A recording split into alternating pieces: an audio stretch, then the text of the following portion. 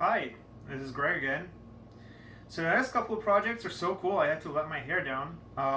The one thing that I would like to be able to connect brewing to is baking, because it turns out that back in the day when people first started making fermented beverages, so we're talking ancient Egypt and ancient Sumeria, a lot of the brewing happened in bakeries, and there are some questions as to whether the bakeries were brewing or the breweries were baking. It's probably more a case of the bakeries were brewing, but there's only so much we can know about that. However, we do know that that was the main source of yeast was bread.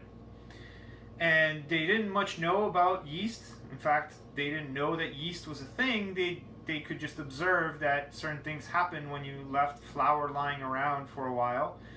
And so I want to look at the interplay between bread, yeast, and beer. So the first thing I have here for you, we're going to go do some investigations in making Poolish.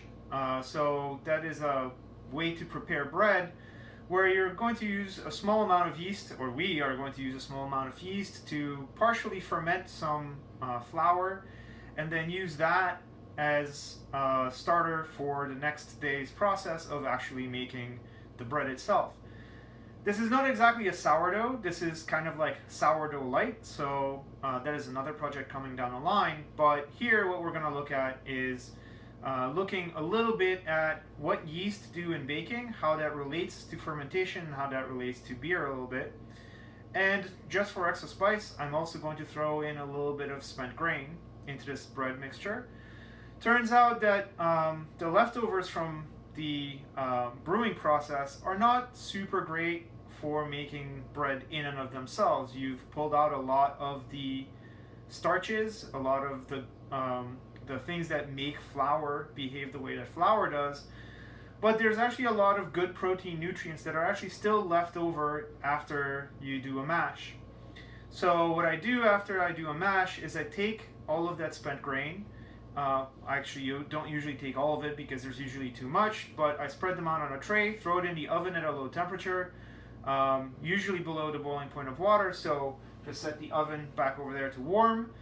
And probably takes about 24 to 48 hours before the grain is nice and dry, but then dry it and then stash it.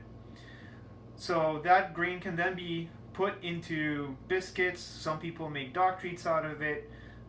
There's a lot of different things you could make out of it. I like to just take some and throw it into bread, either ground or just whole. So that's one of the things we'll also see today, so that you don't waste any of that bread, any of the beer, any of the grain. Might as well hold on to all of it and eat as much of the material that we buy as we can possibly put inside ourselves. Of course, in controlled amounts, because that's a good way to control our health as well. So hopefully you'll enjoy this little foray into bread making, and then we'll see some more interplay between beer and bread down the line.